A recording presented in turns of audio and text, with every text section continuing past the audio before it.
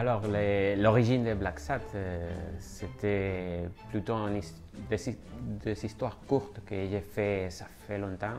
J'ai parlé des années 90.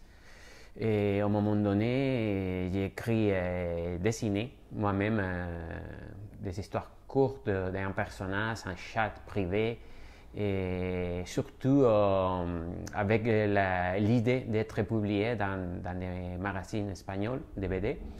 Et puis, en même temps, Juanjo et moi, on se connaissait déjà d'avoir démarré tous les deux ensemble dans un studio d'animation. Et on était tous les deux des amis, partageaient la même passion pour la BD, et on se disait de faire quelque chose ensemble. Alors, une fois que j'ai montré Juanjo Black Sat Primitive, qu'on parle, lui m'a dit, écoute Juan, pourquoi pas on ne peut pas faire ça d'une façon plus ambitieuse. Et voilà, c'est parti, c'est l'origine du projet de Black Sat. Oui, effectivement, Juan, il avait dessiné des histoires en noir et blanc où tout l'univers de Black Sat était déjà résumé dedans. Et moi qui aime depuis toujours l'animalier, et j'ai trouvé ça une telle bonne idée que j'aurais aimé la voir moi-même. On était d'abord des amis, donc ça a déjà aidé beaucoup. Notre premier travail, comme je disais avant, c'était l'animation.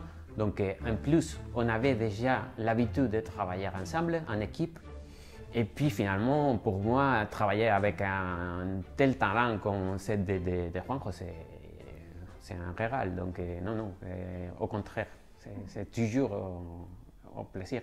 Je remercie Juan d'être pas dur avec moi, parce que c'est vrai que le privilège, vraiment, il est tout à moi, parce que Juan, il est quelqu'un qui est toujours ouvert à l'écoute.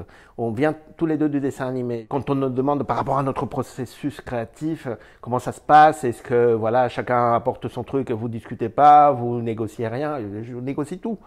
Ici, il n'y a pas de hiérarchie. On n'est pas l'un au-dessus de l'autre, et personne n'a le dernier mot par rapport à quoi que ce soit, ni sur le scénario, ni sur le dessin. Et on travaille en bonne entente comme ça depuis le début. C'était naturel chez nous. Et à ce niveau-là, Juan, il est toujours à l'écoute. Il a toujours eu la même réponse. Si toi, tu sens pas ça, ce scénario, ce passage, tu vas pas le dessiner. Et puis voilà, à chaque fois, c'est des scénarios avec des situations incroyables, des personnages, des plateaux de personnages formidables. Super intéressant à développer. Des moments quand il me parle d'un cirque qui en fait est une espèce de cours de miracle où un des héros de l'histoire va se retrouver jugé par des gens complètement improbables. Tout de suite, ça me fait rêver. Tout de suite, ça vous donne envie de dessiner. Évidemment, il y a parfois on peut être en désaccord sur des points, mais on s'en sort toujours. Et je pense que c'est aussi parce qu'on est amis, parce qu'on s'aime beaucoup, on collabore sur ce projet qui est le projet de notre vie, quoi qu'il en soit, même si on fait d'autres choses en bande dessinée ou en dessin animé en dehors de Black Sat, mais ça reste notre bébé.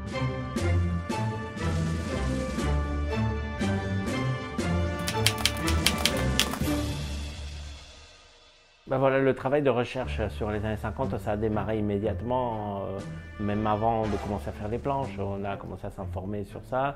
Juan, à chaque fois, il me donne des dossiers pleins de matériel. À l'époque, c'était des photocopies de magazines, de livres, des recommandations. On a une bibliothèque, chacun chez nous, qui est en partie la même. On a des livres de référence auxquels on se réfère. Voilà, tu veux prendre les pubs des années 50, la page 144, tu vois, il y a le modèle de téléphone qu'on cherche, ah, d'accord, très bien, ou une vue de New York dans des bouquins qu'on a en commun. Et après, ben voilà, avec Internet, nos sources de documentation se sont démultipliées, et il y a toujours ce souci effectivement de l'exactitude. On veut pas laisser des choses au hasard, même si parfois il faut tricher un petit peu, parce qu'il y a des choses dont on n'a pas exactement les références, où on n'est pas sûr s'ils correspondent aux années 50 ou 60, mais en fait ils font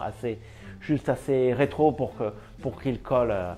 Voilà, je pense que l'ensemble il est cohérent et sert à l'immersion du lecteur dans la bande dessinée, dans l'aventure de Black Sabbath.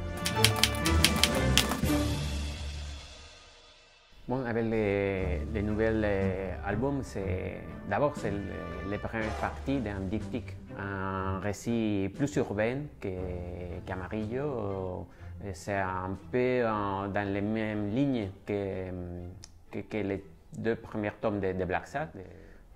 Un trame social qui se déroule un peu dans deux niveaux, au-dessous de la terre, parce qu'il y a la présence du syndicat de travailleurs des métros, mais aussi on parle des problèmes avec la mairie, l'urbanisme, qui sont très liés à cette époque-là, les années 50, et surtout notamment à la ville de New York, qui pour cette occasion va être un personnage presque plus dans l'histoire.